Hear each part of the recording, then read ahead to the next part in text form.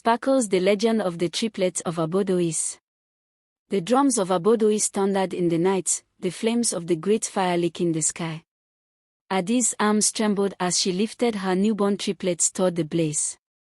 Their tiny cries pierced the dark sky like arrows of truth, but the villagers roared back, chanting, "Sacrifice! Sacrifice!" The chief priest, Elder Namdi, stood tall with his staff raised, his voice booming as he declared the children an abomination. The people's hatred for triplets was ancient, passed down like a curse from forefathers who believed 3 children born together were evil spirits. But deep in Adi's chest, her heart screamed against the lies. She knew the truth: the children she held were not a curse but a gift meant to change the world. Her husband, Chaik, was no ordinary man.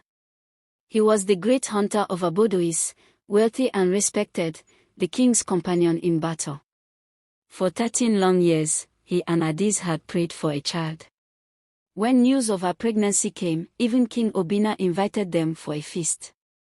When labor began, the sky grew strangely dim. Inside their hut, the midwife Ngozi urged Adis on. At last, the first baby cried. "A son!" Ngozi shouted. The village cheered. Then came the second child. Twins! This doubled the celebration. Chaik's eyes shone with pride. But then, Adis screamed again. A third cry pierced the room. Ngozi froze. Her hands shook. Triplets! Chaik staggered backward. His voice trembled. Adis, the people will never accept this. Adis sobbed. Chaik, they will kill them. They will burn our babies alive. When Chaik stepped out to announce the birth, the crowd turned from joy to rage. Abomination, they shouted. Evil has entered Abodois. The villagers stormed their hut, snatching the infants. Adis fell to the floor, screaming as the crowd carried her sons toward the square. The king himself rose, torn with sorrow. Chaik, my friend, he said heavily, tradition cannot be broken. The gods demand this sacrifice. The drums thundered again. But at that moment, Mama Ifeoma, the oldest and wisest midwife of the land, stepped forward. Her large frame blocked Adis' trembling body. She cupped Adis' chin. My daughter, she whispered, stand up. This is not the night to bow to fear. Do exactly as I say. And with her guidance, Adis fooled the crowd, throwing cloth into the fire while Mama Ifeoma hid the babies in her wrapper. Smoke and noise swallowed the truth. The villagers believed the babies had been sacrificed. Only Chaik saw the truth. His heart thundered as he whispered, Adis, what have you done? That night, as thunder roared, Adis, Chaik, and Mama Ifeoma fled with the triplets. But the villagers discovered them by the river. Chaik's voice shook as he urged his wife. Go. Take the children. Raise them strong. One day, they will return. Mama Ifeoma stood tall, staff in hand. Let him chase me. But you, Adis, must live. With tears and trembling hands, Adis stepped into a canoe, clutching her babies. The river carried her far away as her husband and Mama Ifeoma sacrificed themselves to protect her.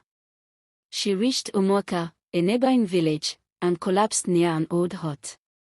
A kind-looking farmer named Odigu gave her food and shelter. She thought he was a miracle. But one night, she overheard him whispering with villagers. She came with 3 children. We can sell them to traders for wealth. Adis' blood ran cold. Without a word, she fled again into the darkness. For years, she survived through sweat and tears. She sold vegetables by the roadside, mocked daily for being a stranger, a widow, and a mother of 3. Still, she endured for the sake of her sons. Sometimes the greatest strength is not in fighting but in enduring until the storm passes. A mother's love can make her stronger than armies. One day, the oil tycoon's daughter, Madame Nkemdelim, visited her aging mother in Umuoka. She noticed Adis selling herbs and was drawn to her humility. When she learned Addis was raising triplets, she did not recoil in fear. Instead, her face lit up. Triplets. What a blessing. I must see them. For the first time in years, someone admired Addis' sons. Madame Kemdelem's kindness grew into an opportunity. She invited Addis and her boys to the city.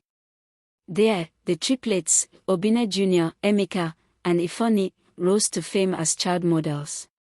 They became educated, disciplined, and successful young men. Not every rich person is proud, and not every poor person is weak. True greatness is measured by the heart's kindness, not its wealth. Years later, the triplets, now grown, asked their mother, "Who is our father? Where do we come from?" Tears filled Addis' eyes. She knew the day had come. With Madame Kemdelem's help, they returned to Abodois, not in glory, but disguised in humble clothes. The villagers hissed, "Abomination!" But when Madame Kemdelem's guards arrived, the people's anger melted into fear. They began to pretend they had always loved the triplets. Addis' voice thundered. "Do not call my sons blessings now when you try to burn them as curses. Bring me my husband." They led her to an old cage. Inside, frail and scarred, was Chike, her husband. 20 years of chains had broken his body but not his spirit. Father and sons embraced, their tears washing away years of pain. When the truth of Mama Ifeoma's sacrifice was revealed, other families stepped forward. One by one, they brought out hidden children, triplets who had lived in secret caves and farmlands, waiting for the curse to be broken. Some were strong, some fragile, and some had been lost. The villagers wept, realizing their ignorance had cost too many innocent lives. From that day, the law of Abodois changed. Triplets were no longer a curse but a crown of honor. The story of Addis and her sons spread far and wide, reminding all that fear blinds, but truth sets free. Glowing Star Moral Lessons. 1. A mother's love is stronger than fear. Addis risked everything to protect her children. 2. Tradition without wisdom is dangerous. The village followed blind customs that nearly destroyed them. 3. True worth is compassion. Madame Kemdelem used her riches to uplift, not oppress.